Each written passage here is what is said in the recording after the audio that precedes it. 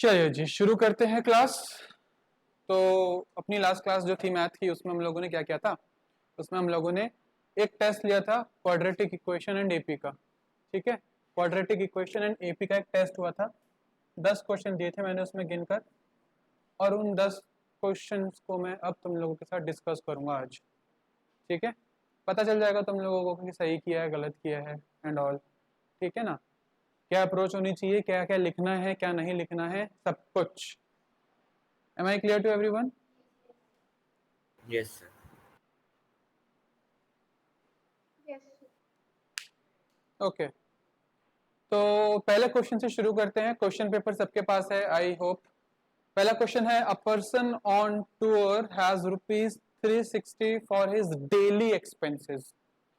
Has rupees 360 for his daily expenses. If he exceeds his tour program by 4 days, he must cut down his daily expenses by rupees 3 per day. Find the number of days of his tour. A person on tour has rupees 360 for his daily expenses. 360 रुपए हैं उसके पास और वो एक tour पे निकला है। ठीक है, 360 रुपए लेकर टूर पे निकला है और उसको क्या करना है? अब आगे जो नेक्स्ट सिचुएशन है उसमें ये बोला गया है, अगर वो अपने प्रोग्राम को बढ़ा दे आगे। सपोज मैं बोलूं कि 5 दिन के लिए तुम गए हो टूर पे, सपोज 4 दिन के लिए गए हो। अगर 4 दिन के लिए टूर पे जा रहे हो 360 रुपीज लेकर, तो एक दिन में कितना खर्चा होना चाहिए? Sir, 90. 90 रुपीज, 90 रुपए खर्चा होना चाहिए। तुम्हारा जवाब नहीं आया, ऐसे क्यों देख रही हो? ये कोई टफ क्वेश्चन था क्या? 360 रुपीज उसने डिवाइड करने हैं 4 दिनों में, तो वो हर दिन क्या करेगा? पहले दिन 90, अगले दिन भी 90, तीसरे दिन भी 90 और चौथे दिन भी 90 रुपए इस्तेमाल करेगा, और उसके 360 रुपए ऐसे जो है पूरे के पूरे वसूल हो जाएंगे, अगर वो ये Yes. 4 दिन का मानकर चल रहा है अपना प्रोग्राम तो। पर अब प्रॉब्लम क्या है? प्रॉब्लम ये है कि अगर वो अपना प्रोग्राम 4 दिन और बढ़ा दे, अगर वो अपना प्रोग्राम 4 दिन और बढ़ा दे तो क्या होगा? अब उसको हर दिन थोड़ी कटौती करनी पड़ेगी अपने एक्सपेंसेस में, अपने खर्चों में हर दिन कुछ ना कुछ कटौती करनी पड़ेगी उसको। अब वो Yes. 90 करके नहीं जा सकता, क्योंकि अब उसको 2 दिन और निकालने हैं। अगर उसको 2 दिन और निकालने हैं तो अब 90 खर्च नहीं कर सकता वो, क्योंकि बाकी 2 दिन वो खाली बैठेगा क्या? भूखा रहेगा, पार्क में सोएगा? कुछ तो करना पड़ेगा उसको, यानी कि उसको अपने डेली एक्सपेंसेस में से कुछ कट डाउन करना पड़ेगा पोर्शन। ठीक है, तो हमारे पास क्या क्या चीजें हैं क्वेश्चन नंबर 1 में? एक तो हमें पता है कि 360 रुपीज लेके वो टूर पे निकला है, तो रुपीज 360। ठीक है, क्या हमको क्वेश्चन में ये पता है find the number of days of his tour? क्या हमें ये पता है कि वो कितने दिन के लिए निकला है? तो हम ये मान लेते हैं यहाँ पर सबसे पहले, late his tour lasted for x days. वो एक्स दिनों के लिए टूर पे निकला है। मेरी बात ध्यान से समझना यहाँ पर, ये क्वेश्चन वैसा ही है जैसे मैंने तुम लोगों को पिकनिक वाला क्वेश्चन करवाया था कि तुम्हें कॉन्ट्री करनी थी, पर बाद में क्या हुआ, कुछ बच्चों ने बोला कि हम नहीं आ सकते, तो हर बच्चे की कॉन्ट्री बढ़ गई थी। ये वैसा ही सवाल है। Yes. ठीक है, तो अभी हमको ये पता है कि उसका जो टूर है वो एक्स दिन तक चलने वाला है। ठीक है, अब आगे क्या लिखा है? If he exceeds his tour programme by 4 days, उस पर बाद में आएंगे। अभी देखो उसको 360 रुपए खर्च करने हैं, ये टोटल है। 360 रुपए लेकर निकला है वो, एक दिन में 360 नहीं खर्च कर रहा। राइट, तो अगर वो टोटल 360 पैसे खर्च कर सकता है, ये टोटल बजट है उसका,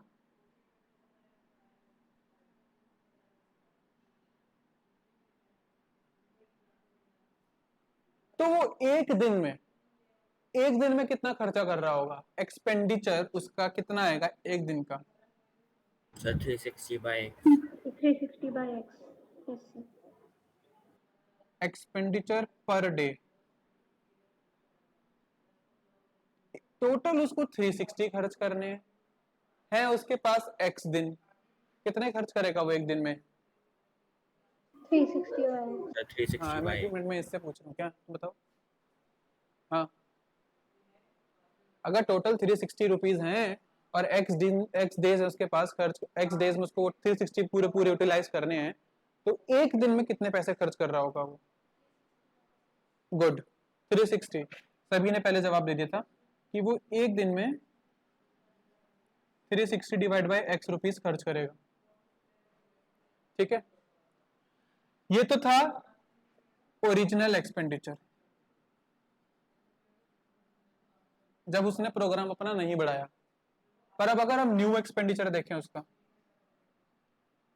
न्यू एक्सपेंडिचर पर डे, अब उसका एक्स डेज से नया प्रोग्राम क्या हो गया है, अब वो 4 दिन सोच रहे हैं कि मैं 4 दिन और टिक जाऊं यहाँ पर, तो वो एक्स से क्या करेगा, X x plus 4 plus days. 4 days रुकेगा, Yes, x sir. X plus 4 days रुकेगा। तो अब जो न्यू एक्सपेंडिचर होगा वो कितना होगा? देखो पैसे तो उतने ही है, पैसे ना बढ़ने ना उसके कम होने हैं, तो अब 360 को ही डिवाइड करना है कितने दिनों में? x plus 4. x प्लस 4 दिनों में। ये जो हमारे पास फ्रैक्शन आया है 360 by x, what is this? ये एक दिन का खर्चा है, पर डे, ये उसके एक दिन का खर्चा है, और ये वाला भी उसके एक दिन का खर्चा है। अब मुझे ये बताओ, ओरिजिनल एक्सपेंडिचर ज्यादा था एक दिन में, तब ज्यादा स्पेंड कर रहा था वो, या अब ज्यादा स्पेंड कर रहा है? Sir, original. Original. पहले ज्यादा कर रहा था, क्योंकि अब तो दिन बढ़ गए ना, अब दिन बढ़ जाएंगे तो उसके पास तो पैसा फिक्स ही है, पैसा तो कांस्टेंट है, अब उसे क्या करना पड़ेगा, जहां पहले 90 खर्च कर रहा था सपोज वो 80 खर्च करेगा। तो यानी कि यहाँ पर उसके पास स्कोप ज्यादा था, ज्यादा खर्च करने का, उसकी जेब ज्यादा ढीली थी उस समय, अब यहाँ पे जेब टाइट हो गई है उसकी, क्योंकि उसने दिन बढ़ा दिए और पैसे उतने ही है।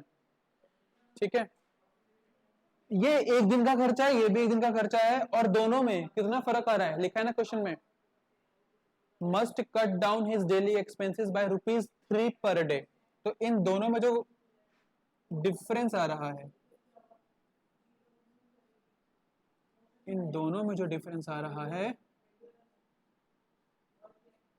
कितने रुपए का आ रहा है? Rupees. 3 रुपए का. 3 रुपए का फर्क आ रहा है। ठीक है, अब यहां से तुम्हारी इक्वेशन बन सकती है, 360 कॉमन ले लोगे, अंदर बचेगा 1/x minus 1/x plus 4, 1/x minus 1/x plus 4, इसको थोड़ा नीचे लिख देता हूँ।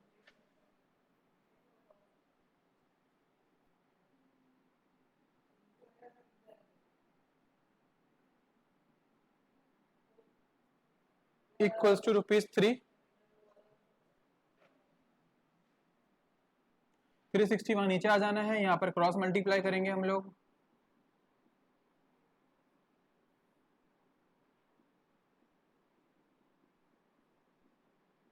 Three by 360, 1 by x 120. ये हो जाएगा, एक्स से एक्स कैंसिल हो जाना है, यहाँ बचेगा 4 upon x square plus 4x equals to Yes, sir. 1/120, cross multiply, तो x square plus 4x equals to 480, तो x square plus 4x minus 480 equals to 0। ये आ गई हमारी quadratic equation, x square plus 4x minus 480 equals to 0। ये सारा हटा दूं यहाँ से, Yes, sir. ऊपर का हटा देता हूँ, x square plus 4x minus 480, इसको हम सॉल्व करेंगे डिस्क्रिमिनेंट मेथड से सॉल्व कर लेते हैं हम इसको। ठीक है,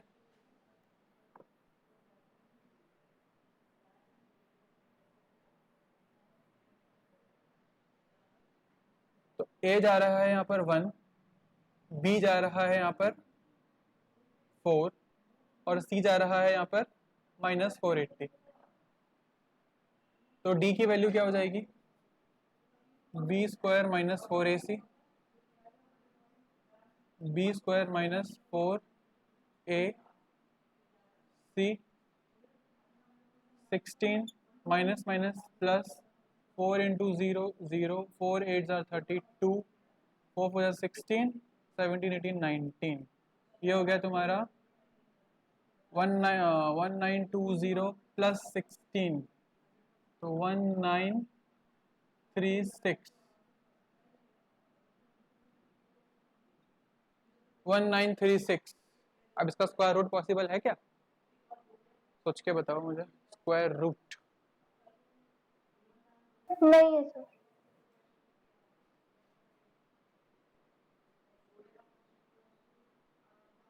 ट्राई करते हैं, चलिए। हम प्राइम फैक्टराइजेशन भी कर सकते हैं, लॉन्ग डिवीजन मेथड भी लगा सकते हैं। तो 1936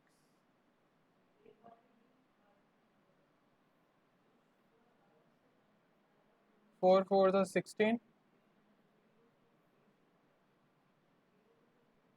4 and 4 हो जाएगा 8, और 84 इंटू 4, 4 4 16, बिल्कुल है। 84 इंटू 4 336, आंसर आ रहा है 0 यहाँ पर। 44 है स्क्वायर रूट इसका, तो yes we are on the right track. अगर इसका स्क्वायर रूट नहीं निकल रहा होता तब हमें थोड़ी परेशानी हो जाती। नाउ x की वैल्यू निकालेंगे। x की वैल्यू होती है minus B plus minus root D upon 2a। x equals to minus B, B क्या जा रहा है भाई 4, plus minus root D, root 1936 upon 2 into A है 1, तो x हो गया -4 प्लस माइनस 1936 का स्क्वायर रूट 44 गया डिवाइडेड बाय 2। अब मैंने क्या कहा था, एक बार प्लस के लिए सॉल्व करना पड़ेगा, एक बार माइनस के लिए सॉल्व करना पड़ेगा, तो वही करते हैं। चलिए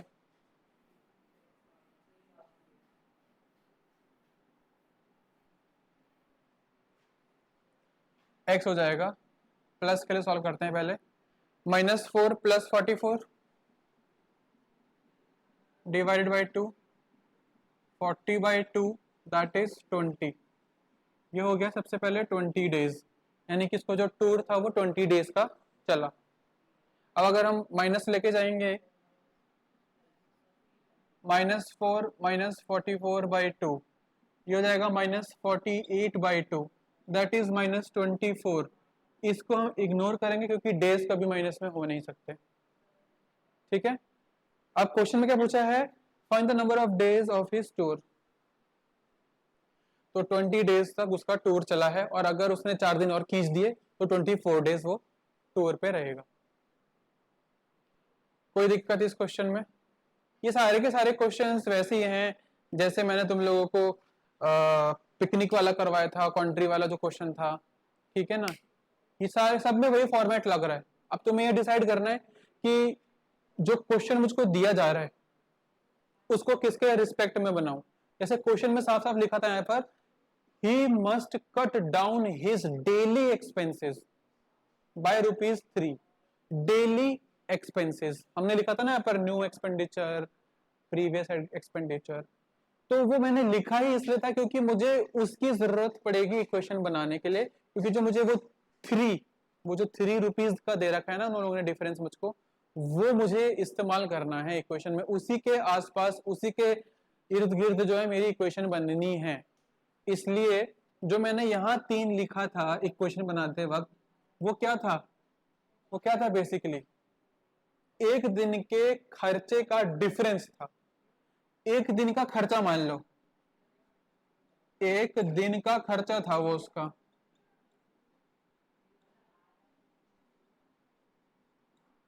तो जब राइट हैंड साइड में एक दिन का खर्चा आ रहा है तो लेफ्ट हैंड साइड में भी एक दिन का खर्चा आना चाहिए। तो कैसे लिया था हमने वो, ये भी एक दिन का खर्चा और ये भी एक दिन का खर्चा। बस फर्क इस बात का है कि यहाँ पर उसके पास दिन कम थे, यहाँ पे उसके पास दिन ज्यादा थे, और क्योंकि यहाँ दिन ज्यादा हो गए तो ओवरऑल जो एक दिन का खर्चा था वो कम हो गया। समझ रहे हैं मेरी बात? क्वेश्चन ऐसे भी आ सकता है कि Yes, आपने किसी बर्थडे पार्टी को ऑर्गेनाइज करना था, पर सडनली क्या हुआ, आपने बुलाया 10 लोगों को, वहां पर आ गए 20 लोग, तो जितना केक तुम्हें मिलना था अब उतना नहीं मिलेगा ना, उसका कुछ पोर्शन ही मिलेगा, क्योंकि आपने 10 लोगों को सोच के केक मंगाया, पर जब ऊपर से 5 लोग या 10 लोग और आ गए तो वो भी तो कंज्यूम करेंगे उस केक को, और उनके कंज्यूम करने की वजह से क्या होगा, हमको फिर इक्वली डिवाइड तो करना ही है, पर जितना पोर्शन पहले सबको मिल रहा था उससे कम मिलेगा। इसलिए यहाँ पर जैसे उसने डेज बढ़ाए अपने, तो ओवरऑल जो खर्चा था पूरे दिन का वो डाउन चला गया। इसलिए मेरे कहने का मतलब ये है कि जब हम यहाँ डेली एक्सपेंसेस ले रहे हैं तो यहाँ पे भी डेली एक्सपेंसेस होना चाहिए, यहीं से तुम्हें आइडिया मिलेगा। Okay sir. तो ये था पहला क्वेश्चन। अब हम आ जाते हैं दूसरे क्वेश्चन पर।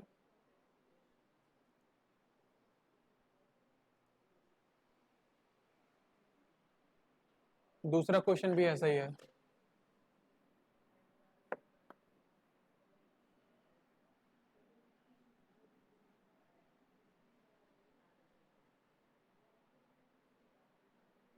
वैसे सही किस किस का हुआ है, वाला क्वेश्चन हुआ है किसी का सही? सही हुआ क्वेश्चन? ये सर मेरी बस कैलकुलेशन मिस्टेक आ गई। इक्वेशन सही बनाई थी? यस सर, इक्वेशन सही बनाई थी। चलिए क्वेश्चन नंबर 2, सेम फॉर्मेट में बस सिनेरियो चेंज कर दिया। लिखा है a party of tourist booked a room in a hotel for ₹1200। ठीक है, अभी मुझे नहीं पता कि ये कितने लोग हैं जो टूरिस्ट बन के होटल में जा रहे हैं, पर उन्होंने जितना भी खर्चा किया वो 1200 रुपए का खर्चा किया है।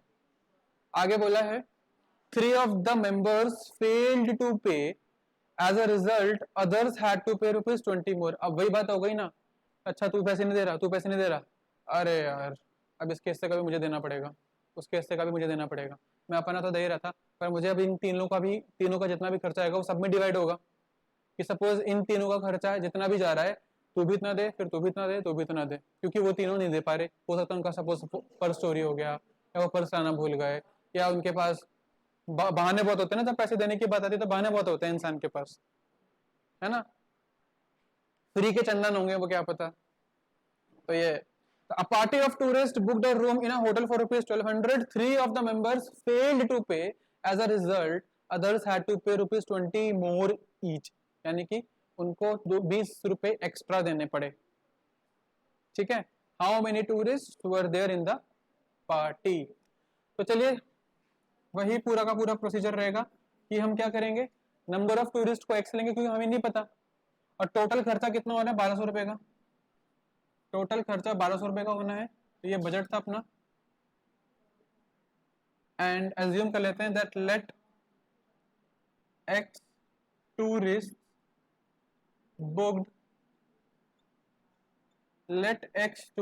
Booked hotel.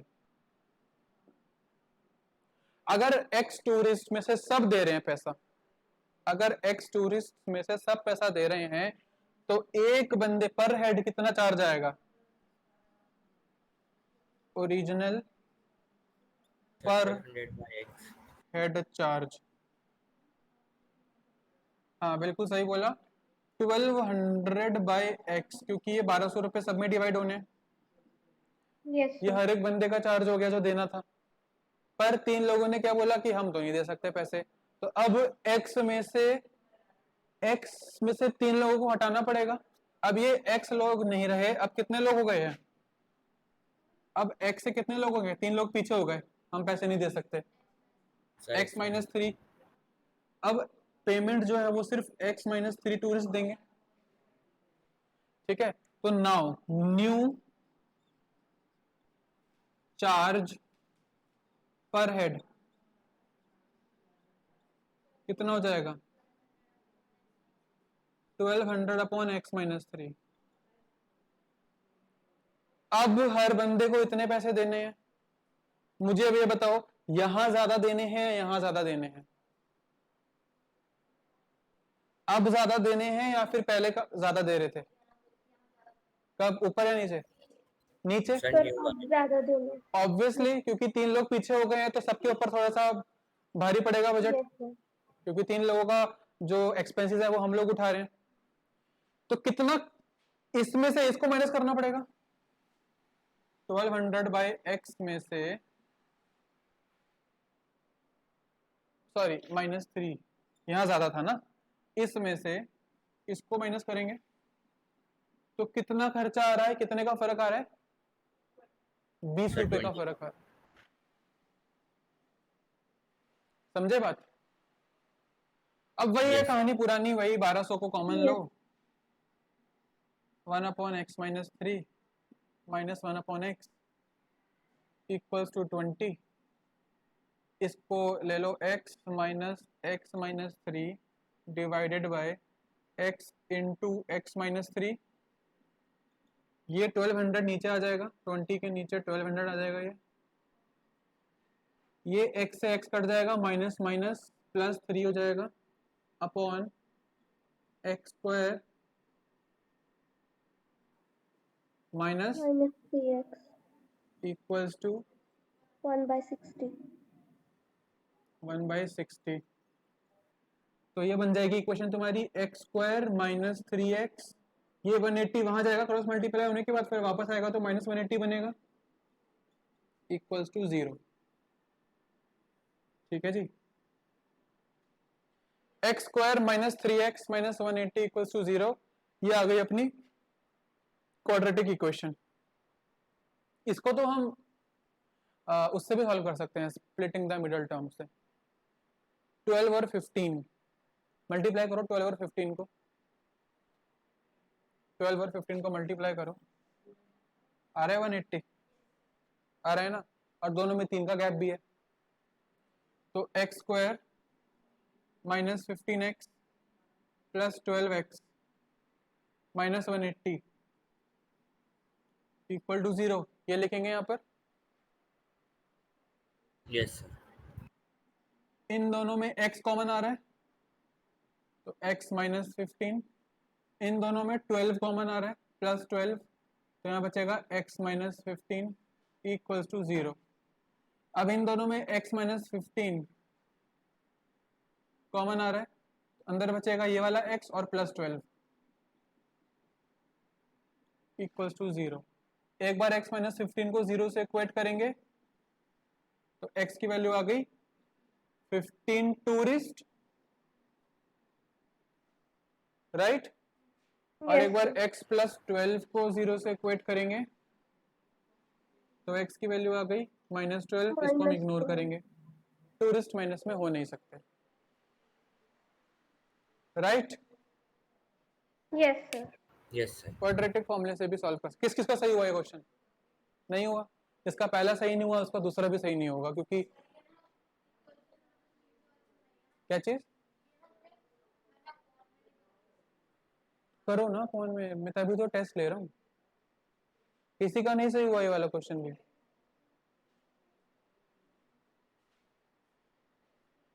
चलिए थर्ड क्वेश्चन पर आए। Yes Yes, sir. sir. Third question तो इक्वेशन का क्वेश्चन बना किसी का? इक्वेशन सॉल्व करनी है तो नहीं sir, नहीं बना.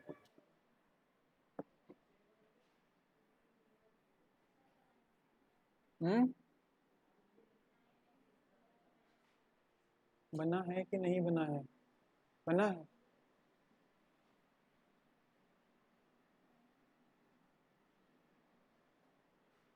क्वेश्चन है solve the following equation 9x square minus, third question है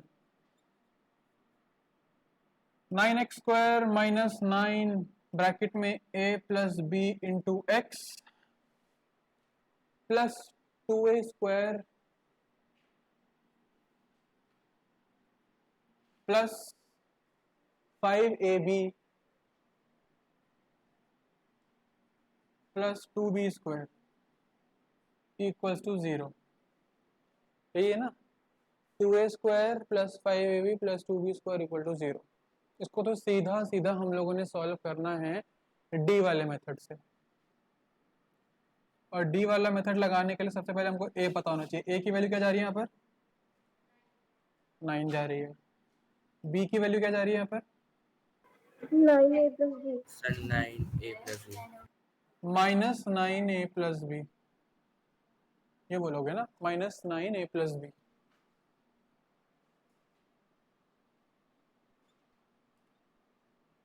सी की वैल्यू, ये पूरा का पूरा सी ही जा रहा है, 2a² plus 5ab plus 2b²।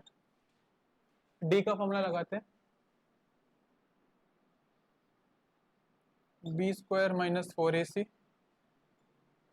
Minus 9a plus b. Bracket का बहुत इंपॉर्टेंट रोल है, ब्रैकेट। ये है b² माइनस 4, a है 9 और c है 2a² plus 5ab plus 2b²। तो यहाँ से d हो जाना है माइनस 9 का स्क्वायर हो जाएगा 81 प्लस 81 और हो जाएगा a प्लस बी का होल स्क्वायर। कर देंगे इसको थोड़ी देर में। 4 इंटू 9 हो जाना 36, हो जाएगा 2a² plus 5ab plus 2b²।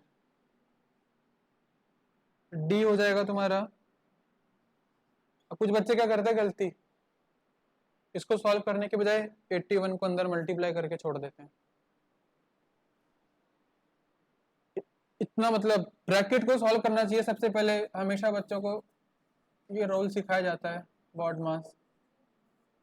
पहले ब्रैकेट को सॉल्व करो, उसके बाद आगे बढ़ो।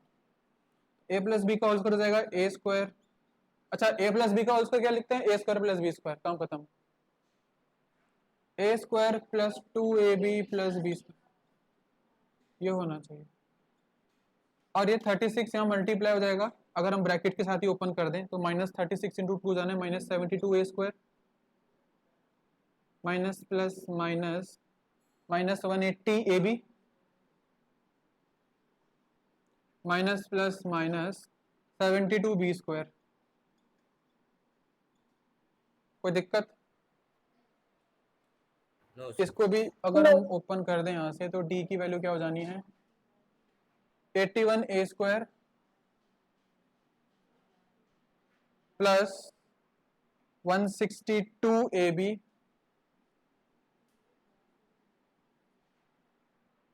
Plus 81b²। और ये सारा का सारा as it is minus 72a² minus 180ab minus 72b²। ठीक है। अब 81a² और माइनस 72a² को सॉल्व करोगे तो क्या आ जाना है, 81 minus 72 9a², yes sir. 162ab और माइनस 180ab, ये हो जाना है माइनस 18ab। और 81b² और माइनस 72b², ये हो जाना है अगेन माइनस 9 प्लस 9b²। ठीक है जी, इन सब में 9 कॉमन आ रहा है, ये हो जाएगा a² minus 2ab plus b²। यानी कि हम इसको ऐसे लिख सकते हैं 9 a माइनस बी का होल स्क्वायर। आइडेंटिटी लग रही है यहाँ पर, तो d की वैल्यू आ रही है 9 a माइनस बी का होल स्क्वायर। ठीक है। अब हम निकालते हैं यहाँ पर x की value, minus B plus minus root D upon 2a। ठीक है, माइनस बी क्या जा रहा है, minus 9a plus b, minus 9a plus b. देखो दो माइनस आ रहे हैं, एक फॉर्मूले का माइनस है और एक 9 का माइनस है। Plus minus root D, plus minus root D. अब डी क्या जा रहा था हमारा, 9a माइनस बी का whole square divided by 2a, 2 into 9 यानी कि 18। तो x की वैल्यू देखते हैं यहाँ से क्या बन रही है, माइनस माइनस प्लस हो जाएगा 9a plus B plus minus. अब देखो इसका स्क्वायर रूट करेंगे तो 9 का square root 3, a minus b का होल स्क्वायर है तो स्क्वायर हट जाएगा, सिर्फ a माइनस बी बचेगा डिवाइडेड बाय 18। अब तुम यहाँ पर क्या करो, सबसे पहले तो ये डिसाइड करते हैं कि पहले प्लस से करते हैं फिर उसके बाद माइनस से करते हैं। ठीक है, ये मैं हटा देता हूँ यहाँ से।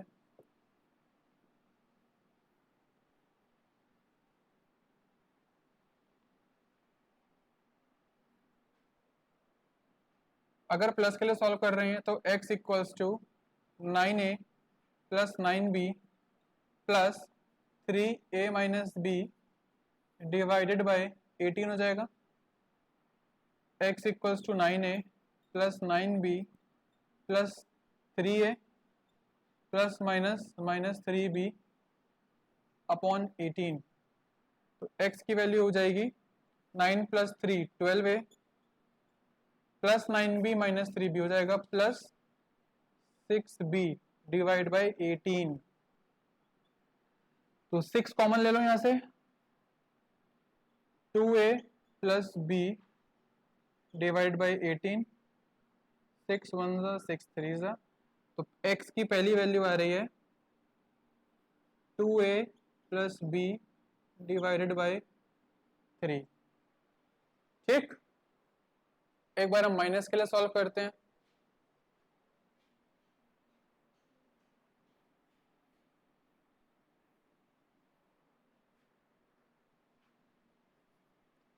x equals to 9a plus 9b हो जाना है, यहाँ तो कोई दिक्कत है नहीं। Minus 3a minus b divided by 18, ये हो जाएगा 9a plus 9b minus 3a plus 3b divided by 18। x equals to 9a minus 3a 6a हो जाएगा, ये 9b plus 3b 12b divide by 18, दोनों में 6 कॉमन ले लो तो ये हो जाना है a plus 2b divide by 18, a plus 2b by 3। पहले जा रहा था 2a प्लस b बाय 3 और दूसरे में जा रहा है a plus 2b by 3। Question को स्टेप बाय स्टेप हर साइन को कंसीडर करते हुए और सही फॉर्मूला इस्तेमाल करोगे, तुम्हारा क्वेश्चन गलत हो ही नहीं सकता है। एज फार एज तुमने कोई बेवकूफ़ी ना दिखाई हो क्वेश्चन सॉल्व करते वक्त, कई बार क्वेश्चन ही गलत लिख देते हैं बच्चे। ठीक है, yes sir.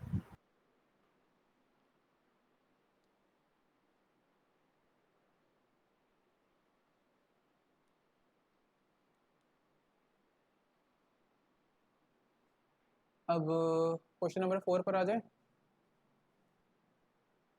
Yes sir. Question number 4,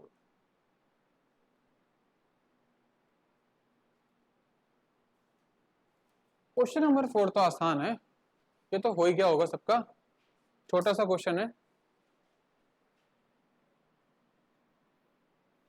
k की वैल्यू निकालनी है अगर रियल और अनइक्वल रूट्स हैं। रियल और अनइक्वल रूट्स के लिए d की क्या कंडीशन होती है?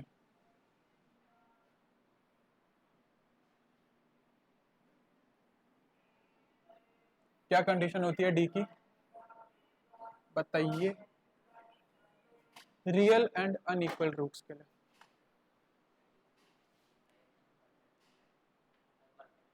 क्या क्या नहीं समझ आ रहा।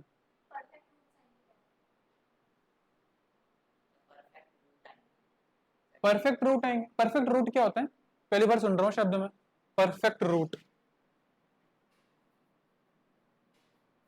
क्या कंडीशन होती है बताइए? d इक्वल्स टू 0, उसमें तो रियल एंड इक्वल रूट्स आते हैं ना। Sir d is greater than 0. d is greater than 0। Question number 4 equation है a square x square minus K x plus 9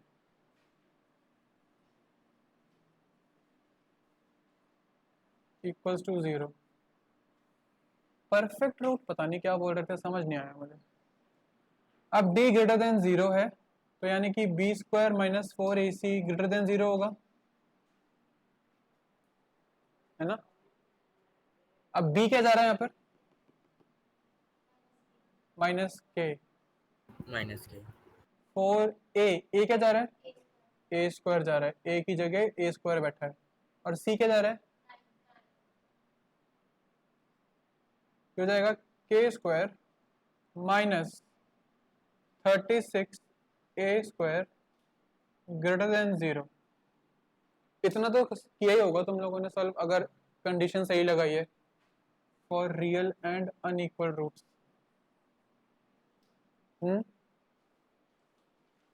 इसके बाद क्या किया, -36 को वहां शिफ्ट कर दिया,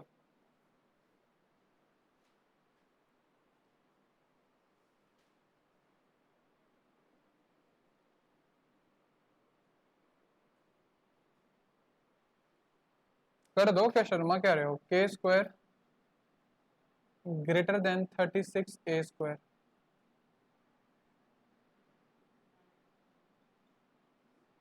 यहाँ से स्क्वायर हो गया, स्क्वायर रूट लगेगा, प्लस माइनस के साथ साइन आएगा तुम्हारा, 36 का स्क्वायर रूट ए स्क्वायर का, तो के की दो वैल्यूज आ रही है, +6 ए से बड़ा होना चाहिए और -6 ए से बड़ा होना चाहिए, +6 ए से बड़ा होना चाहिए और -6 ए से बड़ा होना चाहिए। ठीक है, यस सर। अब इस क्वेश्चन में ना एक चीज नोट करने वाली ये है, देखो मेरी बात, कि यहाँ से स्क्वायर रूट आया, यहाँ स्क्वायर रूट लगा, तो दो साइन आ गए प्लस और माइनस, है ना। और ये जो हम डील कर रहे हैं पूरा का पूरा क्वेश्चन, ये इनइक्वालिटी में डील कर रहे हैं। इनइक्वालिटी का मतलब लेस देन ग्रेटर देन का साइन जब आता है। एक बार कह रहे हैं k की वैल्यू 6a से बड़ी होनी चाहिए, +6a, प्लस लिख देता हूं मैं यहाँ पर इसके साथ, और एक बार कह रहे हैं k की वैल्यू -6a से बड़ी होनी चाहिए। पर एक बात ध्यान रखना मेरी, जब भी यहां पर साइन रिवर्स हो जाता है ना, तो इनइक्वालिटी का साइन भी रिवर्स हो जाता है। ये तुम लोग 11th क्लास में पढ़ोगे मैथ में, जब हम लोगों को ये इनइक्वालिटीज चैप्टर पढ़ाया जाता है, वहां पर बताते हैं कि सपोज 3 2 से बड़ा है, सिंपल सा है, 3 2 से बड़ा है, पर अगर मैं साइन चेंज कर दूं, अब कौन बड़ा है, अब -2 बड़ा है, नेगेटिव में उल्टा हो जाता है ना। Yes sir. समझे मेरी बात। तो तुम्हें भी यहाँ पर इस बात का ख्याल रखना है कि हमको यहाँ पर साइन क्या कर देना है, ऑपोजिट कर देना है, -6a से छोटा और 6a से बड़ा। ठीक है, और कई बार बच्चे क्या करते हैं ये भी बता दूं, कई बार बच्चे प्लस माइनस लिखना ही भूल जाते हैं, कई बार बच्चे प्लस माइनस ही लिखना भूल जाते हैं।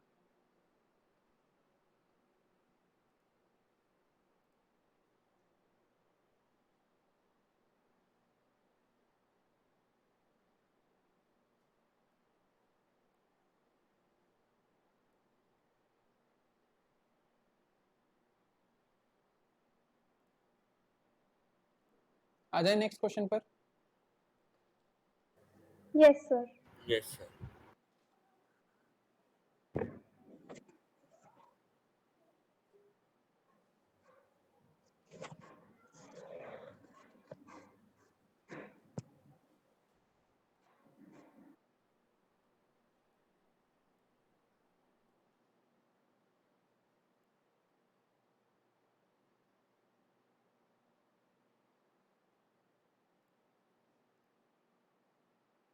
चलिए जी, next question speed distance time का क्वेश्चन है, 5th क्वेश्चन, अगेन क्वाड्रेटिक का ही है।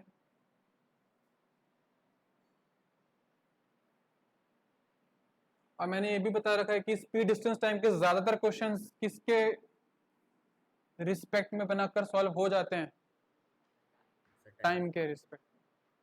In a flight of 2800 kilometer, an aircraft was slowed down due to bad weather. Its average speed for the trip was reduced by 100 kilometer per hour and time increased by 30 minutes. ये question तो मैंने solve करवाया था जब मैंने अभी last class में quadratic equation के मैंने एक्स्ट्रा क्वेश्चंस करवाए थे। Same question. Yes, sir. तो कुछ बातों का ध्यान रखना है। पहली बात कि डिस्टेंस जो अपना क्या रहेगा यहाँ पर, 2800 किलोमीटर रहेगा, 2800 किलोमीटर. ये फिक्स्ड है, डिस्टेंस चेंज नहीं होता है. स्पीड, ओरिजिनल स्पीड हम मान लेते हैं एयरक्राफ्ट की x kilometre per hour. x kilometre per hour, और अगर वो इस स्पीड से जा रहा है तो उसका टाइम t1 क्या होगा? टाइम का फॉर्मूला क्या होता है? बोलो बोलो. Distance upon speed. Distance upon distance upon speed. Speed. तो डिस्टेंस अपॉन स्पीड देखी जाए तो यहाँ डिस्टेंस है 2800 किलोमीटर और स्पीड है x. अब स्पीड जो है इसकी कम हो गई क्योंकि मौसम बिगड़ गया. मौसम बिगड़ने की वजह से न्यू स्पीड क्या आ रही है उसकी? x minus 100 kilometre per hour. Yes, x minus 100 kilometre per hour. ठीक है, अब उसको टाइम कितना लगना है? फॉर्मूला वही रहेगा डिस्टेंस बाई स्पीड का. डिस्टेंस वही जाना है उसका 2800 और स्पीड क्या है इस बार इसकी? x minus 100. अब मुझे ये बताओ t1 में ज्यादा टाइम लगेगा कि t2 में ज्यादा टाइम लगेगा? t2 में लगेगा क्योंकि भाई मौसम बिगड़ गया तो धीरे धीरे चलेगी. ठीक है ना, जो हवाई जहाज है वो धीरे धीरे चलेगा. तो दोनों में फर्क कितने का आ रहा है? 30 मिनट का फर्क आ रहा है. 30 मिनट के फर्क का मतलब है आधा घंटा, 1/2 आवर. t2 है 2800 अपॉन x माइनस 100. t1 है 2800 upon x equals to 1/2. 2800 divide by 1 upon x minus 100 minus 1 upon x equals to 1/2. ये हो जाएगा x क्रॉस मल्टीप्लाई होने के बाद minus x minus 100 upon x into x minus 100 1 upon 2800 नीचे आ जाएगा 2 से मल्टीप्लाई होने के लिए. राइट, x माइनस एक्स तो कैंसिल हो जाएगा, माइनस माइनस प्लस 100 बच जाएगा यहाँ पर, divided by x square minus 100x equals to 1 upon 5600. अब इसको भी क्रॉस मल्टीप्लाई करना पड़ेगा यहाँ इक्वेशन बनाने के लिए. तो हो जाएगा x square minus 100x equals to 560,000. कितना बड़ा आंसर जा रहा है, कांस्टेंट कितना बड़ा जा रहा है इसका? 5000, sorry 5,60,000. X square minus 100x minus 560,000 equals to 0. ये तो बनी क्वाड्रेटिक इक्वेशन. पर जीरो से घबराने वाली बात है नहीं कोई, हम इसको डी से निपटा देंगे अभी. और मैंने स्प्लिटिंग द मिडिल टर्म से किया है. कौन सी दो तुमने नंबर लिए थे यहाँ पे? सर मैंने 800 और 700 लिया. 800 into 700. हाँ बहुत बढ़िया, ये देखो कितना सही युक्ता ने बताया. सर आप 800 और 700 से भी सॉल्व कर सकते हो. तो x square minus 800 x plus 700, क्योंकि 8 7 56 और 2 2 4 0 आ जाने, 4 0 यहाँ पर भी आ ही रहे. लो काम आसान कर दिया युक्ता ने तो हमारा. युक्ता नहीं होती तो फिर आज की क्लास हो नहीं पाती हमारी. तो x square minus 800x plus 700x minus 56,000, sorry 5,60,000 equals to 0.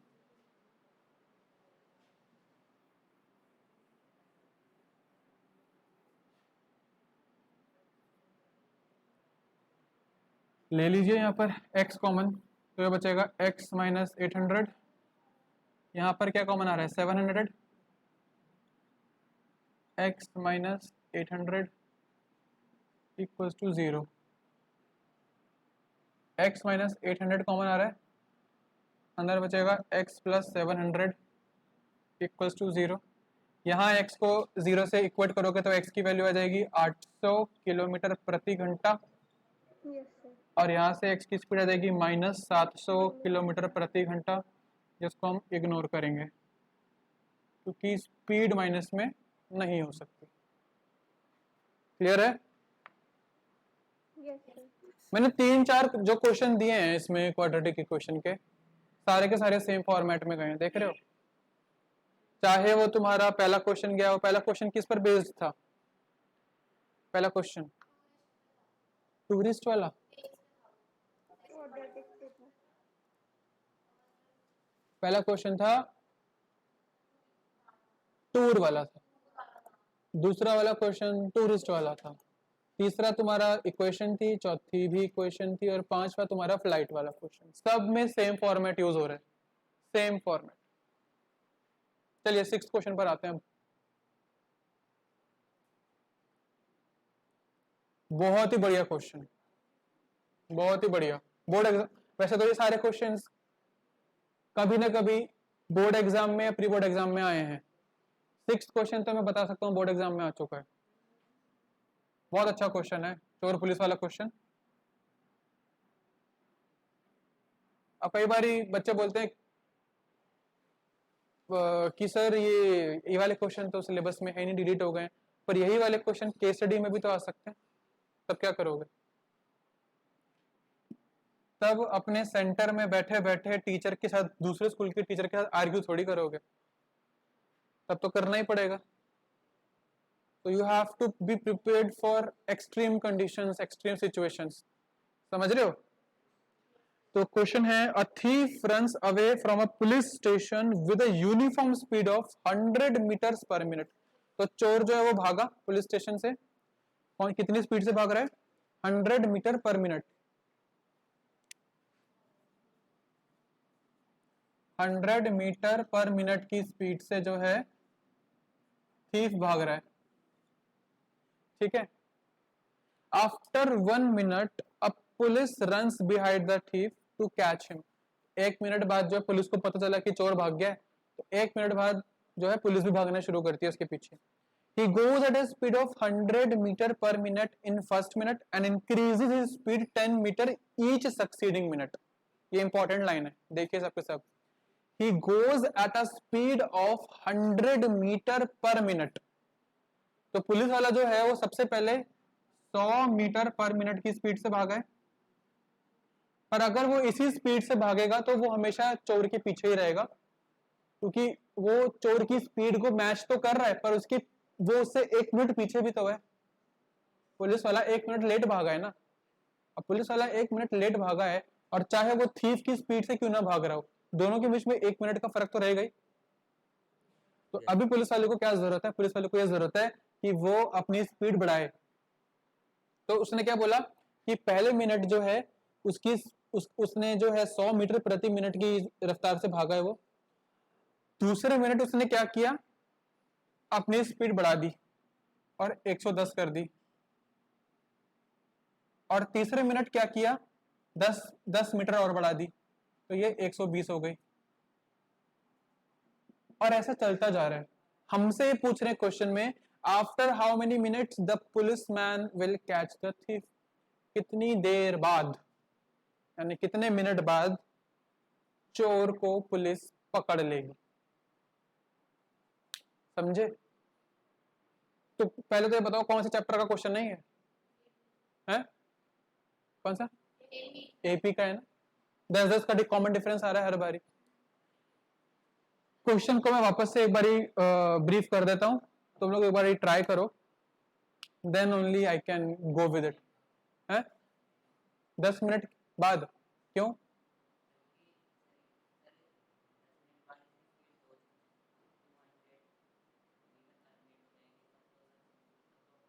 कैसे पकड़ लेगा?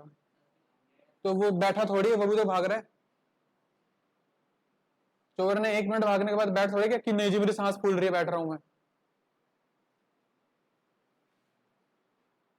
2 मिनट लीजिए, सोचिए जरा इस क्वेश्चन के बारे में। चलिए बनाते हैं इस सवाल को।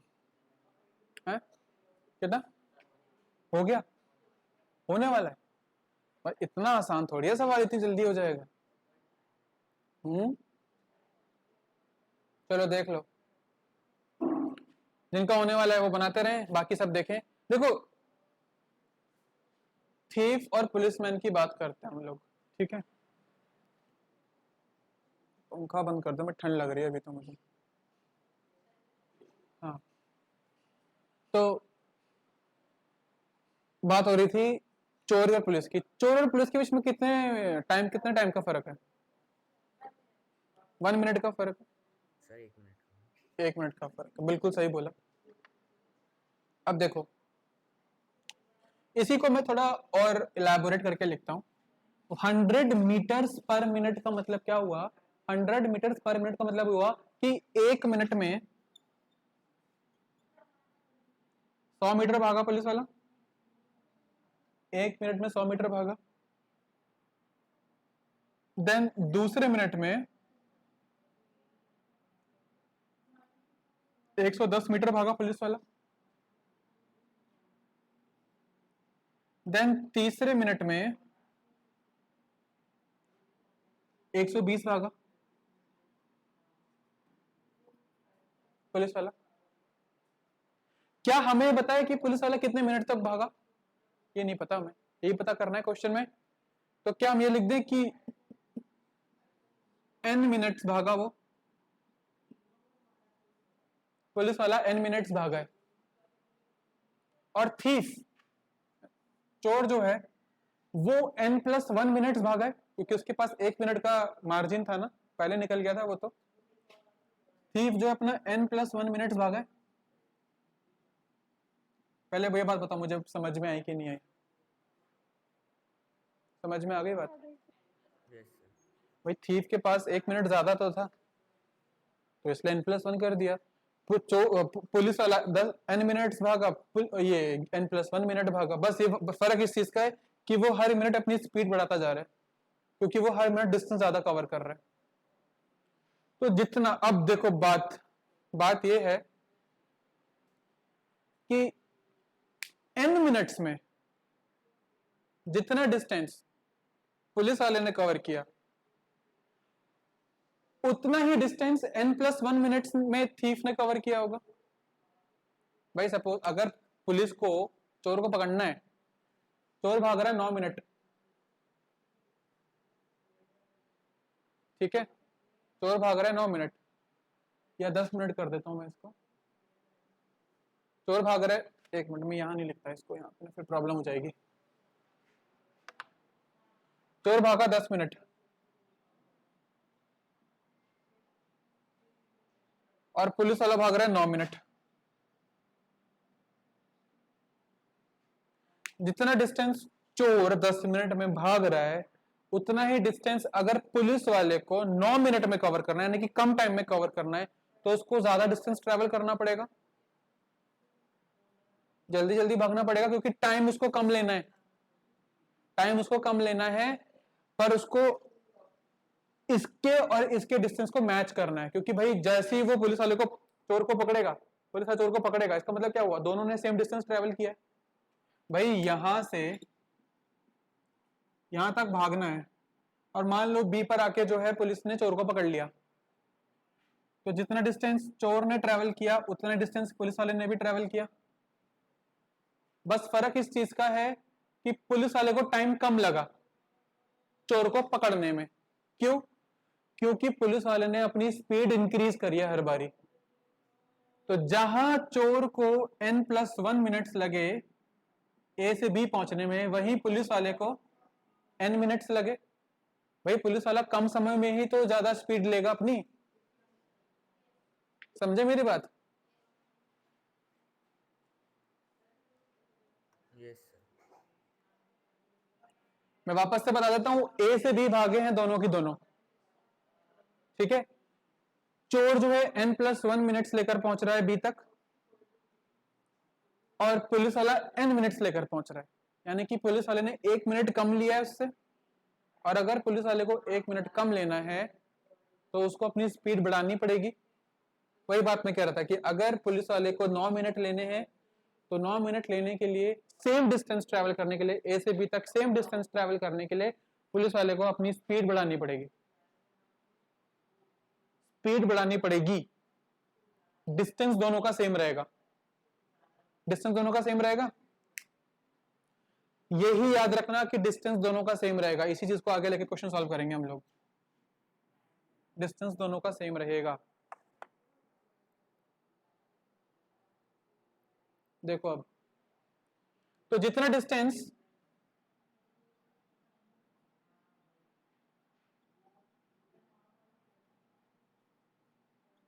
Distance covered by police in n minutes equals to distance covered by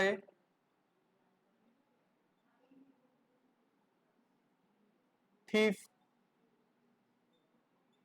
in n+1 minutes। जितना डिस्टेंस पुलिस वाले ने इतने मिनट में खत्म किया है उतना ही डिस्टेंस चोर ने इतने मिनट में खत्म किया है। दोनों का डिस्टेंस बराबर है ना, ए से बी तक जो मैं बता रहा था पहले। डिस्टेंस का फॉर्मूला स्पीड इनटू टाइम होता है, डिस्टेंस का फॉर्मूला स्पीड इनटू टाइम होता है, और स्पीड इनटू टाइम होता है। तो मैं इसकी बात बाद में करूंगा। अगर मैं चोर की बात करूं तो चोर की जो स्पीड थी वो कितनी थी, 100 मीटर्स पर मिनट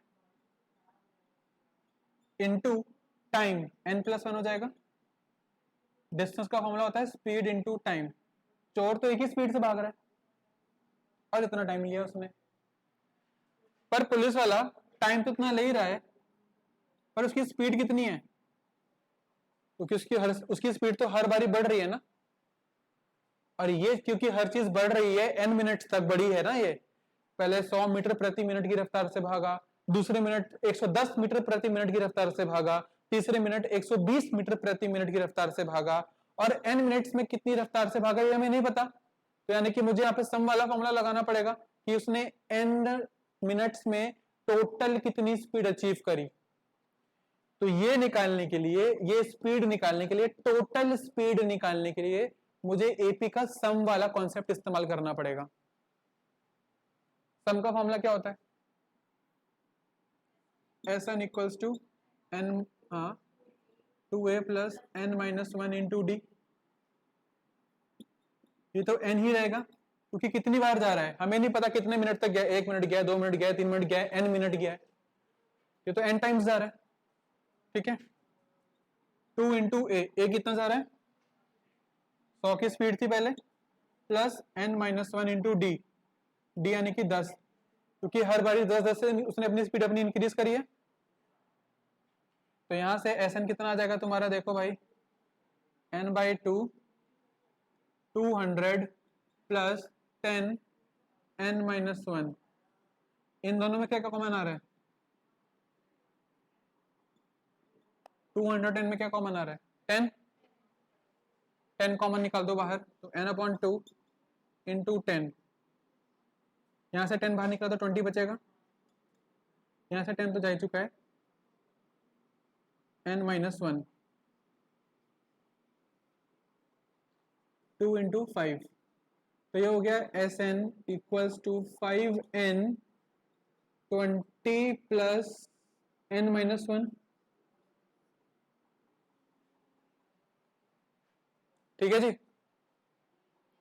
यहां तक मेरे साथ बने हुए सभी बच्चे। Yes sir. ये हम क्या निकाल रहे हैं, ये हम क्या निकाल रहे हैं, हम टोटल स्पीड निकाल रहे हैं उसकी, ये हम उसकी टोटल स्पीड निकाल रहे हैं, क्योंकि उसकी स्पीड हर बारी बढ़ रही है, उसकी स्पीड हर बारी बढ़ रही है, तो हम टोटल स्पीड निकाल रहे हैं जो उसने n मिनट्स में अचीव करी। ठीक है, ओके सर। तो जी ये Sn कितना हो गया फाइनली, 5n ब्रैकेट में 19 प्लस n, 5n ब्रैकेट में 19 प्लस n, यहीं पे लिख देते हैं, 5n ब्रैकेट में 19 प्लस n। अब इसको सॉल्व करें, ये हो जाएगा 5n into n, 5n square 19 plus n equals to 100n plus 100, या 100 को काट भी सकते हैं हम लोग, 5 से कट जाएगा सीधा, 520, तो ये हो गया n square 19 plus n equals to 20n plus 1। ठीक है, अच्छा जरा ध्यान दें यहाँ पे सभी बच्चे, एक चीज जो हम लोगों ने बहुत ही माइन्यूट सी थी हमने मिस कर दी, जिसकी वजह से पूरा क्वेश्चन जो है थोड़ा सा गलत हो गया। ये जो हमारी एपी बन रही है ये क्या शो कर रहा है, 1 मिनट में 100 मीटर ट्रेवल किया, 2 मिनट में 110 मीटर ट्रेवल किया, 3 मिनट में 120 मीटर ट्रेवल किया, n मिनट में कितना ट्रेवल किया होगा। तो बेसिकली जो एपी बन रही है ये किस कंटेक्स्ट में बन रही है, मीटर मीटर मीटर मीटर किसके लिए होता है? डिस्टेंस के लिए होता है। तो ये जो हमने एसएन निकाला है ये टोटल डिस्टेंस बता रहा है हमको, ना कि टोटल स्पीड बता रहा है हमको। ये हमको टोटल डिस्टेंस बता रहा है ना कि टोटल स्पीड। ये एसएन क्या है, टोटल डिस्टेंस है। जो मैंने भी क्या कह सकते हैं इग्नोर कर दिया, पर मुझे पता कैसे चला, क्योंकि यहाँ एन स्क्वायर से एन मल्टीप्लाई करूंगा तो एन क्यूब बन जाएगा, यहां से मुझे अपनी गलती पता चल गई। तो ये नहीं होना चाहिए था, इसलिए मैंने वापस से क्वेश्चन को देखा तो अभी ध्यान आया कि ये जो सम हम निकाल रहे हैं टोटल डिस्टेंस का निकल रहा है, ये टोटल डिस्टेंस निकल रहा है जो हमने n मिनट्स में ट्रैवल किया है। ठीक है, समझे मेरी बात? ये 1 मिनट में 100 मीटर, 2 मिनट में 110 मीटर, तो n मिनट में कितना मीटर, यही तो आएगा सवाल आखिरी में। तो कितना मीटर, यानी कि हमने यहाँ पर टोटल डिस्टेंस निकाला है ना कि टोटल टाइम। तो यहाँ पर हमको स्पीड इनटू टाइम करने की जरूरत नहीं है पुलिस के लिए, क्योंकि पुलिस का ऑलरेडी हम टोटल डिस्टेंस यहाँ निकाल रहे हैं। तो पुलिस के लिए डिस्टेंस स्पीड इनटू टाइम करने की जरूरत नहीं थी, इसलिए ये एक्स्ट्रा एंजॉय ये परेशान कर रहा था।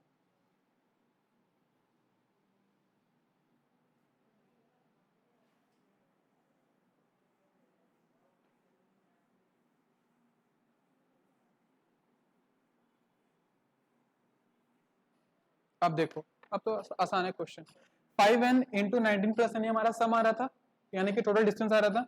ये यहाँ से कितना हो जाना है, 5 से 100 कैंसिल करोगे तो 20 हो जाएगा। ये this will become 19n plus n square equals to 20n plus 20। ठीक है, Yes, sir. तो n स्क्वायर प्लस 19 माइनस 20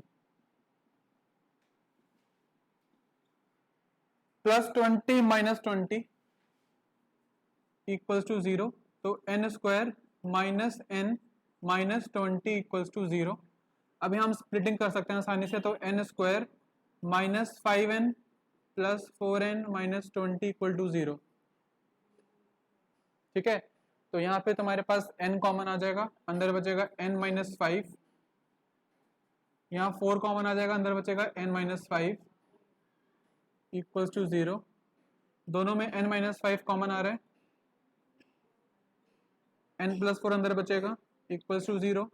तो यहाँ से n जा रहा है 5 मिनट्स और यहाँ से n जा रहा है -4, जिसको हम इग्नोर ही कर देंगे। तो इसका मतलब क्या हुआ कि 5 मिनट में पुलिस जो है उस चोर को पकड़ लेगी। समझ में आई बात? Yes.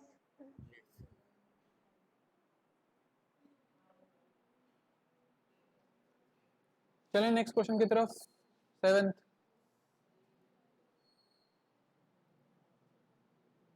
If the sum of first and terms of an AP, तो एनसीईआरटी का क्वेश्चन दिया था।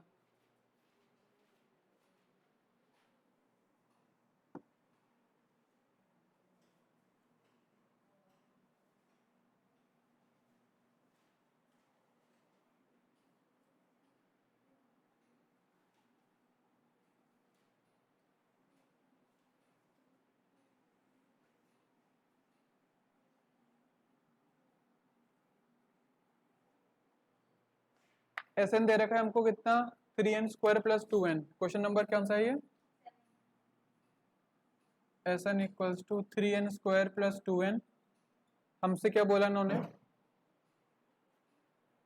Find the nth term of the AP. nth term तो तब निकालेंगे जब मुझे a पता होगा, d पता होगा, तभी निकाल सकता हूँ मैं nth टर्म, वैसे नहीं निकाल सकता nth टर्म। ठीक है, तो एस एन का मतलब क्या हुआ, sum up to n terms, sum up to का मतलब क्या होता है, उस तक। अगर मैं S1 लिख रहा हूं,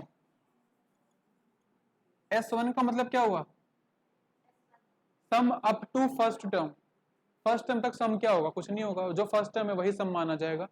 तो S1 इक्वल्स टू 3 इंटू 1 का स्क्वायर प्लस 2 इंटू 1, S1 हो जाएगा 3 प्लस 2 5, और जो हमारा S1 होता है वही हमारा A1 भी होता है, फर्स्ट टर्म भी होती है। पर अगर मैं S2 लिखता हूं तो S2 का मतलब क्या हुआ, सम अप टू 2 टर्म्स, तो पहले और दूसरे का सम। बच्चों को लगता है S1 का मतलब A1 है तो S2 का मतलब भी A2 होगा, नहीं भाई, A2 is second term and S2 is sum up to second term, फर्क है दोनों में। तो S2 निकालते हैं पहले, ये हो जाएगा 3 इंटू 2 का स्क्वायर प्लस 2 इंटू 2, तो S2 हो गया ये 3 4 12 प्लस 4 16। S3 निकालते हैं, S3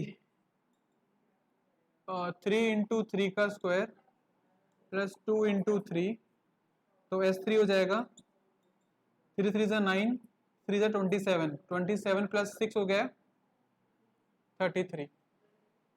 अब जरा मेरी बात सुनो, A1 है, A2 है, A3 है, A4 है, अप टू nth टर्म। अगर A1 और A2 की बात करूं तो इसको मैं क्या बोलूंगा, सम ऑफ 2 टर्म्स, यानी कि S2 की बात हो रही है यहाँ पर।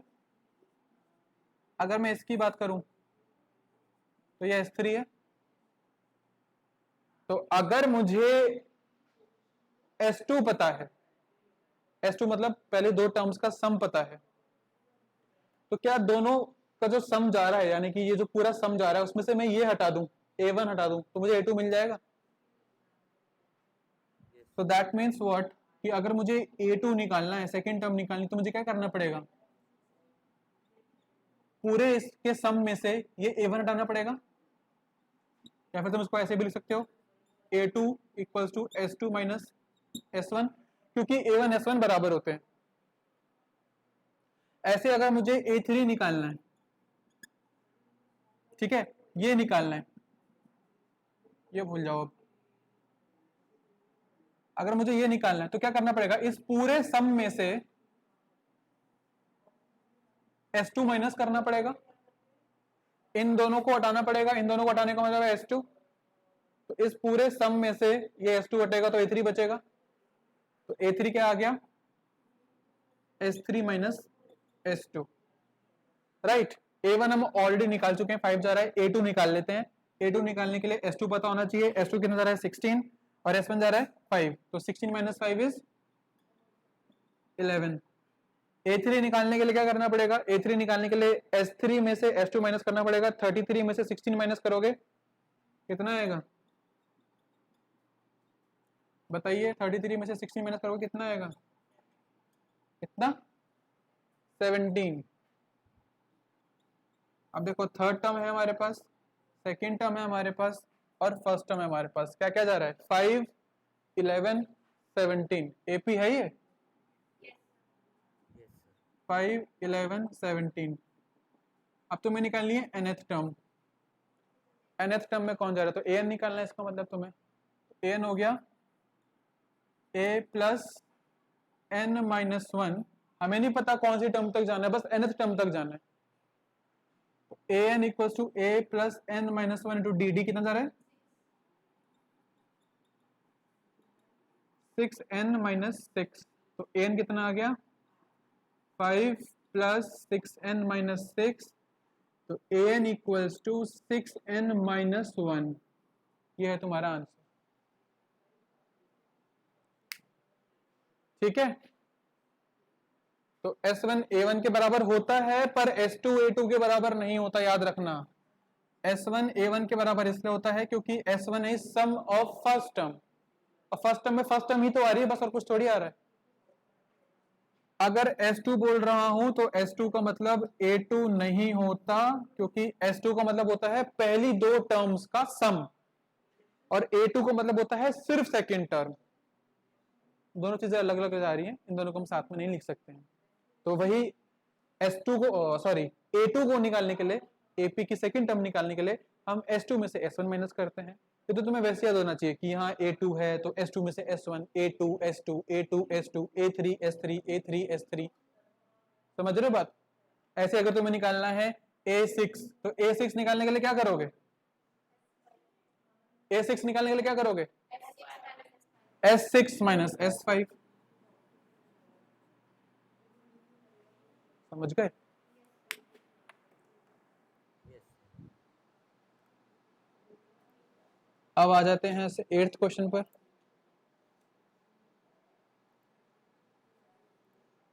ये क्वेश्चन भी मैंने तुम लोगों को जब एपी पढ़ाया था तब समझाया था मैंने क्वेश्चन ये वाला।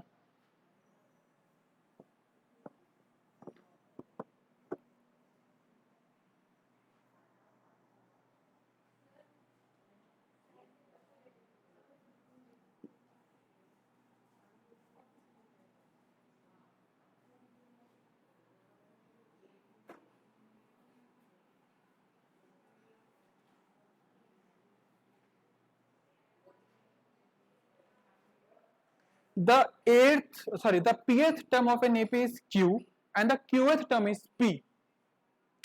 क्या कह रहा है क्वेश्चन नंबर 8 में? The pth term of an AP is Q।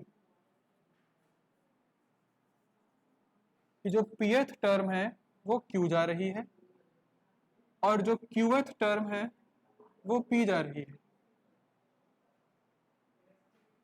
pth term यानी कि A plus P minus 1 into D equals to Q जा रहा है और A plus Q minus 1 into D P जा रहा है।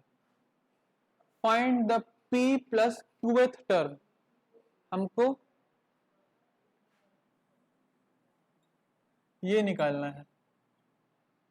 Find the P plus qth term. बनाया किसी ने क्वेश्चन ये वाला? सर कोशिश की थी बना ली।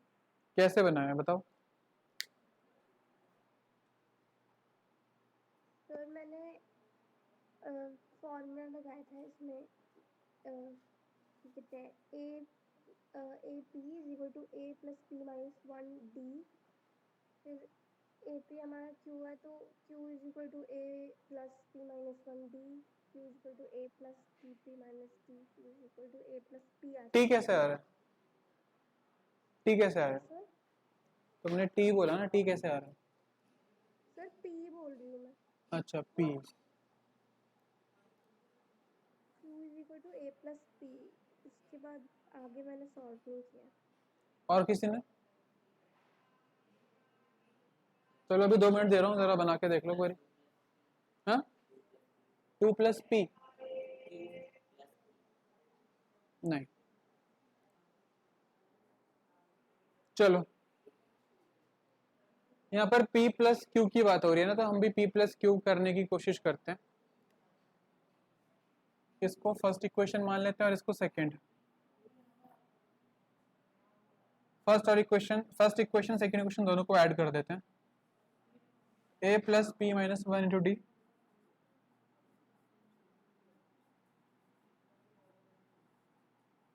Plus A plus Q minus 1 into D. Sir first और सेकंड इक्वेशन को आप आगे सॉल्व नहीं करोगे? अभी मैंने सॉल्व तो करने दो पहले, देख तो लो कर क्या रहा हूँ मैं। खत्म थोड़ी कर दिया question. A plus P minus 1 into D plus A plus Q minus 1 into D equals to P plus Q. ठीक है, अब देखो A plus P minus 1 into D plus A plus bracket open कर रहा हूँ बस और कुछ नहीं, equals to P plus Q.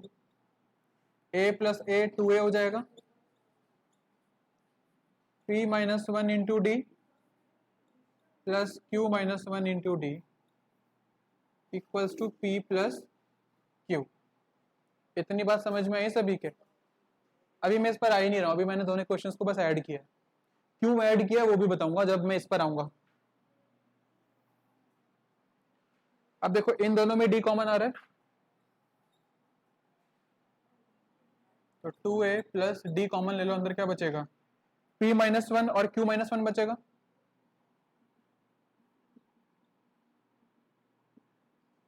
Equals to p plus q, right. तो 2a plus D p minus one plus q minus one equals to p plus q। 2a plus ये हो जाएगा p plus q minus two into D equals to p plus q। ये बात समझ में आ गई सबके? इसके आगे मुझे नहीं लग रहा कि ये सॉल्व हो पाएगा, इसके आगे सॉल्व हो नहीं पाएगा, क्योंकि और कुछ लग नहीं रहा। डी को मल्टीप्लाई करने की जरूरत है नहीं, क्योंकि डी को मल्टीप्लाई करके कुछ मिलना है भी नहीं। ठीक है जी। अब हम इस पर आते हैं, हमें क्या निकालना है, p प्लस क्यूवेथ टर्म निकालनी है। तो p प्लस क्यूवेथ टर्म निकालने के लिए क्या करना पड़ेगा जी हमें,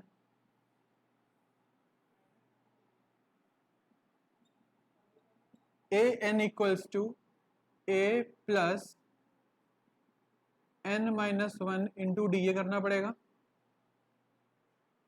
राइट। yes sir.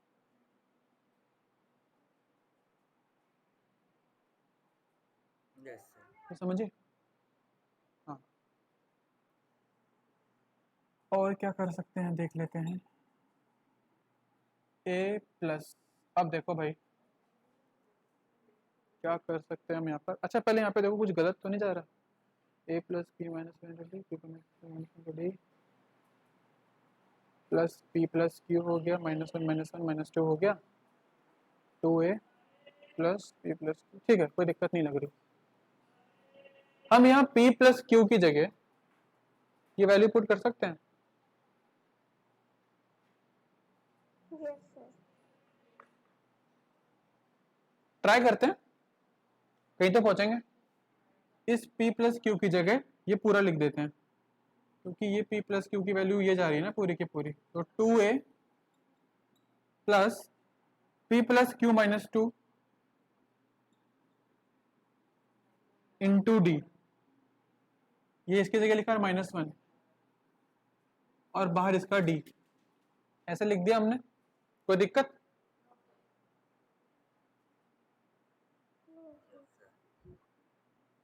पर कॉम्प्लेक्स हो रहा है क्वेश्चन, अंदर भी डी आ रहा है बाहर भी डी आ रहा है।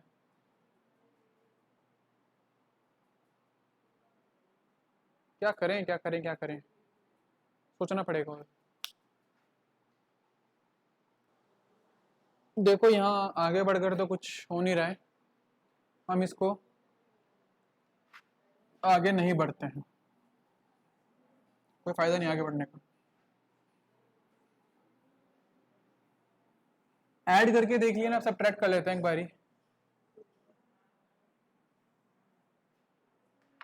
देखो क्या बोला है, pth टर्म जो है वो q के बराबर है, qth टर्म जो है वो p के बराबर है। ये हो जाएगा a plus P minus one into D equals to Q, और ये हो जाएगा a plus Q minus one into D equals to p। इन दोनों को माइनस कर लेते हैं, जैसे हम लीनियर इक्वेशन में माइनस करते हैं ना, a से कैंसिल हो जाएगा, इसको ऐसे लिखेंगे p minus one into D minus A वाला q minus one into D equals to q minus P. समझे बात?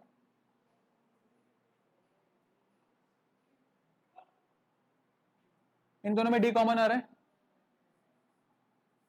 यहाँ बचेगा p minus one minus Q minus one equals to q minus P.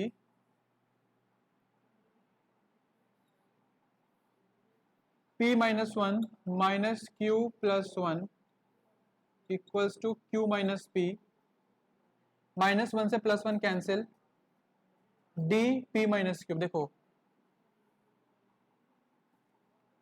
D p minus Q equals to q minus P. अगर मैं इन दोनों के sign change कर दूं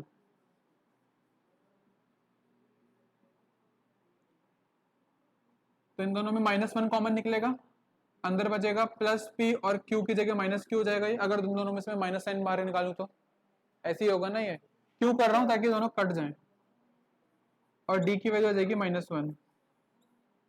ये इंपॉर्टेंट था अपने लिए, समझे मेरी बात? Yes sir. Yes, sir. अब हमें क्वेश्चन में निकालना है क्या, हमें क्वेश्चन में निकालना है p प्लस क्यूएथ टर्म निकालनी है। p प्लस क्यूएथ टर्म निकालने के लिए a plus n minus 1 into D करना पड़ेगा, a plus n minus 1 into D करना पड़ेगा। डी क्या जा रहा है, -1, -1 जा रहा है, पर हमें a की वैल्यू तो भी नहीं पता, a की वैल्यू में नहीं पता। अगर मैं इस इक्वेशन में, इक्वेशन 1 में पहले d की वैल्यू पुट कर दूं तो क्या बनेगा यहाँ पर, a प्लस,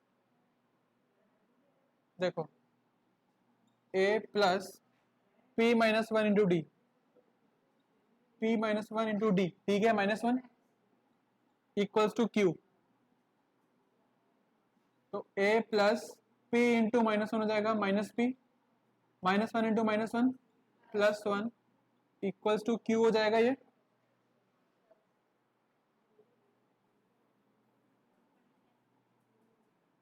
तो a plus minus minus p plus 1 equals to q, तो a की वैल्यू क्या जा रही है, q प्लस p -1, ये a की वैल्यू आ गई। ये बात समझ में आई बात? अब हमें a भी पता है, अब हमें d भी पता है, अब हम p प्लस q टर्म निकाल सकते हैं। a plus n minus 1 into D, देखो a की वैल्यू क्या जा रही थी, p प्लस क्यू माइनस 1, बीच में प्लस है, p प्लस क्यू माइनस 1 और d की वैल्यू -1, तो ये हो जाएगा तुम्हारा p plus Q -1 plus p into -1 minus p, q into -1 minus q, -1 into -1 plus 1, क्या बोला, +2, तो p plus Q -1 plus minus minus p plus minus minus q plus plus plus 1, p minus p cancel, q minus q cancel, -1 plus 1 cancel, तो answer क्या हो गया, 0। इतनी मेहनत करी 0 लाने के लिए, 0 लाओगे तो नंबर मिलेंगे, समझाई? अब पता क्या, प्लस करते तो क्या होता, प्लस करने से ना डी की वैल्यू मिलती ना ए की वैल्यू मिलती, और जब ए और डी ही नहीं मिल रहा जो हमें यहाँ प्लेस करना है, हमको तो इनकी वैल्यू चाहिए ना, प्लस करने से नहीं मिल रहा, वो माइनस करने से मिल रहा, माइनस करने से क्या हुआ, कम से कम ए तो कट गया, अब बचा क्या, सिर्फ डी बचा, और फिर हमने डी की वैल्यू निकाल दी थी यहाँ पर, Q minus P, sorry D की वैल्यू -1 निकाल दी थी। ये सारे क्वेश्चन सिर्फ आज के लिए नहीं है, याद रखना, ये सिर्फ आज तक सीमित नहीं रहेंगे क्वेश्चन, ये तुम्हें जब जब एपी और क्वाड्रेटिक लेके बैठोगे तब तब ये क्वेश्चन तुम्हें सॉल्व करने हैं। ये इतनी मेहनत सिर्फ इसलिए हो रही है क्योंकि तुम लोगों के पास टाइम है एक्स्ट्रा क्वेश्चंस लेने का।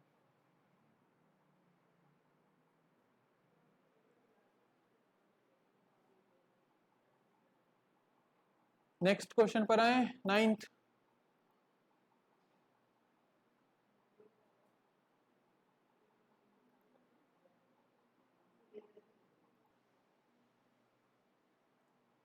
चलिए जी 9th क्वेश्चन शुरू करते हैं अब।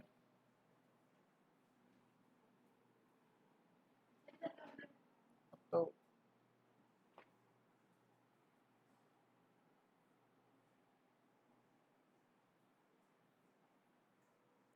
कुछ तो खुद से भी कर लो, क्वेश्चन भी मैं दूं आंसर भी मैं दूं, तुम लोग क्या करोगे, पिक्चर देखोगे। 150 workers were engaged to finish a piece of work in a certain number of days। तो 150 मजदूर बैठे थे वहां पे। 4 workers dropped the second day, 4 workers again on third day and so on। It takes 8 more days to finish the work. Now find the number of days in which work was completed. Question बहुत अच्छा है. Question number 9 कह रहे हैं 150 workers थे, उनको काम खत्म करना था कितने दिनों में? सपोज n डेज में काम खत्म करना था, पर ऐसा हो नहीं पाया क्योंकि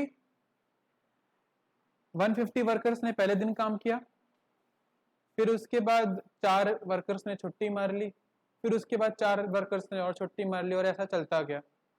और n डेज लगने की बजाय अब कितने दिन लगे? 8 दिन ज्यादा लगे, यानी कि n+8 डेज ज्यादा लगे. तो पहले 150 वर्कर्स ने काम किया, फिर उसके बाद 140 कितने वर्कर्स ड्रॉप करें? 4 वर्कर्स ड्रॉप करें, तो 146 रह गए दूसरे दिन. तीसरे दिन कितने रह गए? 142. चौथे दिन 138. ठीक है, देखो ये पहले दिन का काम, पहले दिन इतने वर्कर्स ने काम किया, दूसरे दिन इतने वर्कर्स ने काम किया, तीसरे दिन इतने वर्कर्स ने काम किया, चौथे दिन इतने वर्कर्स ने काम किया, और आखिरी दिन जो था उस दिन कितने वर्कर्स ने काम किया हमें नहीं पता. अब देखो, चाहे मैं n डेज लूं या चाहे मैं n+8 डेज लूं, काम तो खत्म होना ही है ना. एक ना तुम लोग फिजिक्स में फॉर्मूला पढ़ते हो पावर का, work done upon time taken. Power का फॉर्मूला होता है ना work upon time, Yes, sir. 9th class में सीखा होगा. पावर का फॉर्मूला वर्क अपॉन टाइम. अगर मुझे वर्क निकालना है तो क्या करना पड़ेगा? Power into time. यही करूंगा. Yes, sir. अब देखो ये कॉन्सेप्ट लग रहा है यहाँ पर कितना टाइम लिया इन लोगों ने? n days. ठीक है, और उसी वर्क को खत्म करने के लिए यहाँ कितना दिन लिया इन्होंने? n+8 days. एक चीज और, यहाँ 150 वर्कर्स का काम फिक्स था. यहाँ 150 वर्कर्स फिक्स थे कि n डेज में 150 मजदूर रोज आएंगे, काम खत्म करेंगे. पर यहाँ पर तो कंसिस्टेंसी थी ही नहीं, यहाँ तो हर दिन 4 करके घटते जा रहे थे. तो अब at the end of the day कितने मजदूरों ने काम खत्म किया है? This we have to find out. Find the number of days in which work was completed. ये निकालना है हमको. तो मेरा जो मतलब था वो फॉर्मूला तुम लोगों को बताने का, वो मतलब ये था कि वर्क दोनों ने सेम किया है, बस यहाँ पे इन्होंने दिन कम लिए, इन्होंने दिन ज्यादा लिए, क्योंकि यहाँ पर जो वर्कर्स थे वो फिक्स नहीं थे. तो इसका वर्क और इसका वर्क बराबर है. वर्क 1 वर्क 2 के बराबर रहेगा.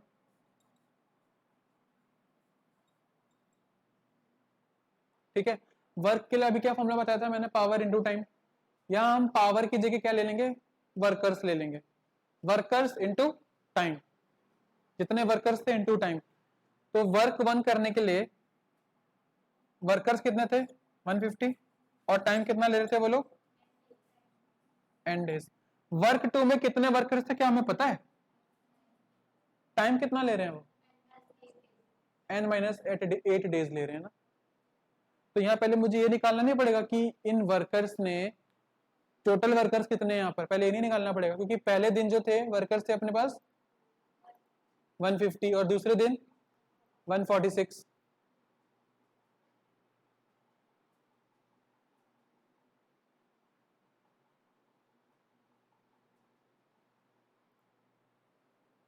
ये क्वेश्चन कुछ वैसा नहीं बन रहा चोर पुलिस वाला जैसा क्वेश्चन. जितना चोर को भागना है उतना पुलिस को भी भागना है. तो जितना चोर भागा था उसके लिए हमने स्पीड इनटू टाइम कर दिया था, और पुलिस जितना भागी थी उसके लिए हमने यहाँ पर फिर सम का फॉर्मूला लगाया था. समझ रहे हो मेरी बात? तो यहाँ पर भी हमें सम का फॉर्मूला लगाना पड़ेगा. और सम का फॉर्मूला क्या होता है? n/2. अब देखो यहाँ पर सिर्फ n से काम नहीं हो रहा है, यहाँ पर 8 दिन और आ चुके हैं n के बाद। ये तो n में खत्म कर रहे थे, पर n से 8 दिन ज्यादा ले लिए ना इस वाले केस में। तो जो फॉर्मूला बनता है n/2 यानी कि n + 8/2 2 into A plus n-1 into D. D कितना जा रहा है यहाँ पर? -4। यही तो है छोटी छोटी गलतियां, और क्या है। समझ रहे मेरी बात? वो चोर पुलिस वाले क्वेश्चन में क्या कर रहे थे हम लोग? एक दिन में इतना काम हुआ, 2 दिन में इतना काम हुआ, 3 दिन में इतना काम हुआ, तो इतने दिन में कितना काम हुआ होगा? W2 काम हुआ होगा, वर्क 2 काम हुआ होगा। तो वही हम लोग जो है सम के फॉर्मूले से निकाल रहे हैं। ठीक है, बेसिकली जो वर्क का फॉर्मूला बनता है ना, वो बनता है एफिशिएंसी इनटू टाइम। वर्क का जो फॉर्मूला बनता है वो बनता है एफिशिएंसी इनटू टाइम। थोड़ा नीचे लिख देता हूं।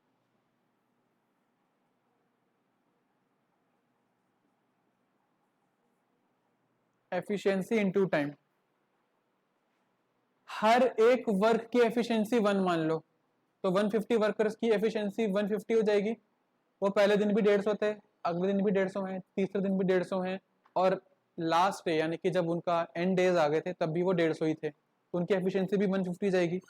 तो 150 इंटू टाइम कर दिया हमने उनके साथ यहाँ पर यहाँ पर पहले दिन एफिशिएंसी 150 की थी, दूसरे दिन एफिशिएंसी घट गई, तीसरे दिन भी घट गई, और कितने दिन तक घट रही है? n+8 डे तक घट रही है। तो वो एफिशिएंसी कितनी आई है n+8 डे तक, वो हम सम के फॉर्मूले से निकाल रहे हैं यहाँ पर। जैसे वहां डिस्टेंस निकाला था ना पुलिस वाले का, वैसे यहाँ पर हम गिरते हुई स्पीड को, वहां बढ़ती हुई स्पीड थी, यहाँ गिरती हुई स्पीड है, ऐसे मान लो। यहाँ एफिशिएंसी घट रही है, कब तक घट रही है? n+8 डे तक घट रही है। 150n इक्वल्स टू n+8/2, 300, ये हो जाएगा n+7 into -4। 150n equals to n+8/2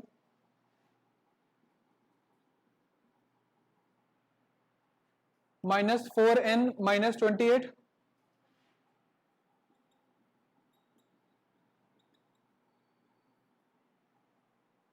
है ना? ये हो जाएगा 150n इक्वल्स टू n+8/2, 300 -28 कितना हो जाएगा? 272 -4n,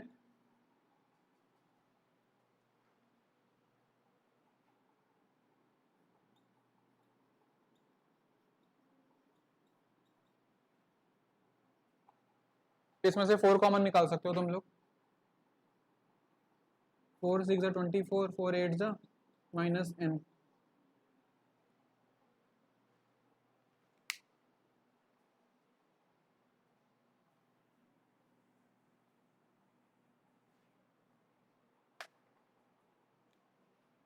तो ये हो गया 150n equals to n+8/2 into 4, 68 -n, 2 2 और ये 2 यहाँ आ जाएगा तो कैंसिल कर देगा 150 को, 75n हो जाएगा ये।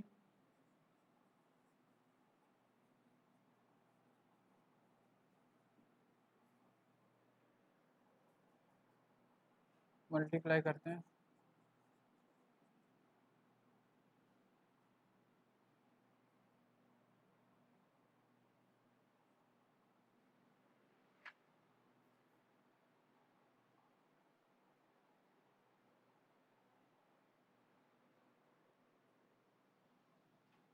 n into 68 68n minus n square, 8 into 68, 8 8 64, 8 6 48 और 6 504 minus 8n, 0 equals to minus n square 68n minus 8n हो जाएगा 60n minus 75n plus 504।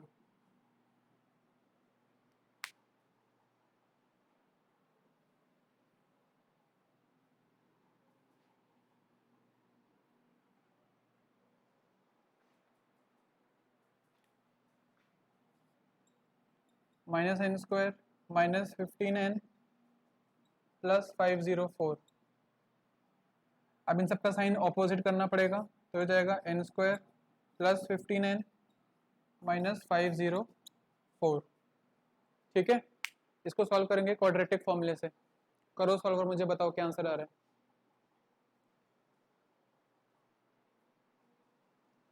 68 48 plus 6 होगा 544 होगा ये 544।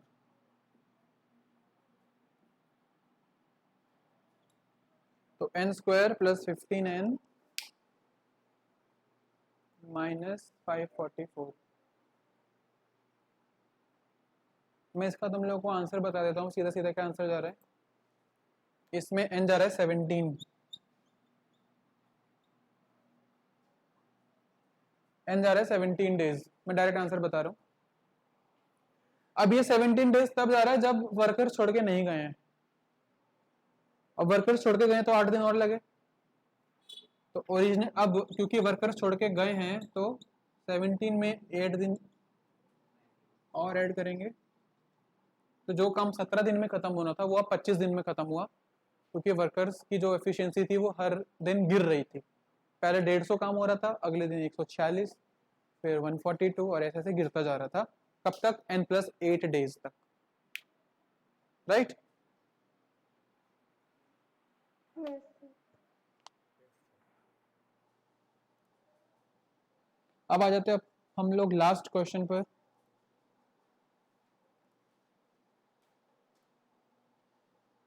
ये क्वेश्चन तो आसान है यार, तुम लोग बना सकते हो वाला क्वेश्चन 10th।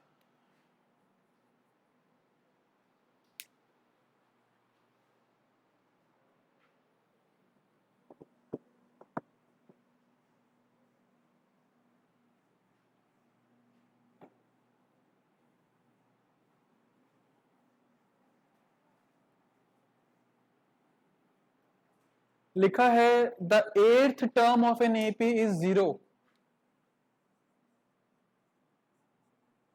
8th टर्म जो है वो है 0।